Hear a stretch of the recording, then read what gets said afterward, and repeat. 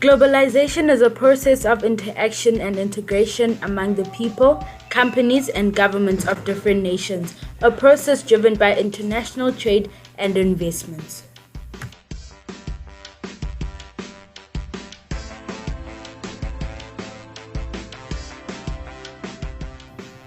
There are two types of people that are affected by globalization: the rich and the poor.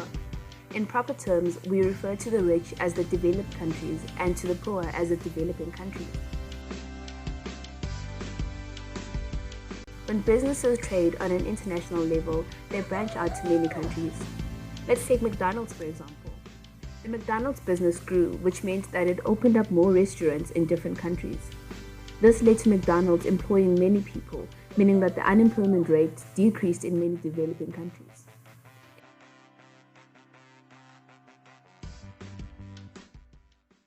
When countries diversify their resources in order to boost their economies, trade or seal deals, that is globalization taking place. The positive results of these actions are beneficial towards a country's economy. They may affect the GDP, gross domestic product, which is the market value of all finished goods and services produced within a country's borders annually. GDP contributes magnificently towards the economic development of a country. A high GDP value indicates better development in a country and vice versa when concerned with a country showing low GDP values or low GDP growth. Globalization encourages advancements in technology with the aims of improving production methods and efficient trade between countries. This increases world trade while also increasing income received for trading countries. These countries often benefit from having export-led economic growth, which in turn improves the GDP per capita in a country as well as enabling the citizens of a country to have a better capacity to live a sustainable life through improved standards of living. In this day and age, globalization has become a determining factor in the development of a country. With the introduction of emerging markets, countries are now required to improve trade in order to increase economic growth. However, not many countries have the physical capital, resources, capital, and infrastructure development to compete in world markets. This in turn affects many underdeveloped countries, and the trend where the rich get richer and the poor get poorer becomes more evident.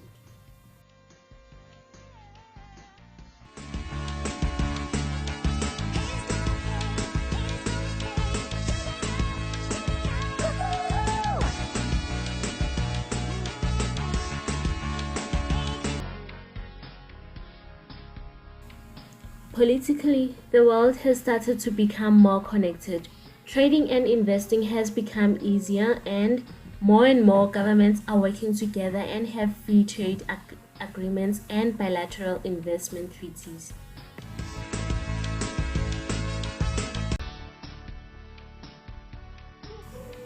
Every day, countries become more and more interconnected, with many companies producing goods and selling them to markets in other countries. Economies are integrating.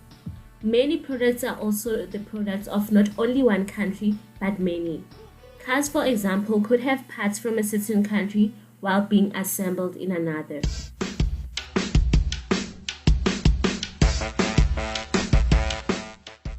With the world becoming more interconnected, we also have a bit of cultural exchange. Cultural globalization would occur when places like America can have Chinese restaurants and experience the food and a little bit of the culture of people from China and vice versa. Now people from all over the world can experience a bit of the culture from other countries.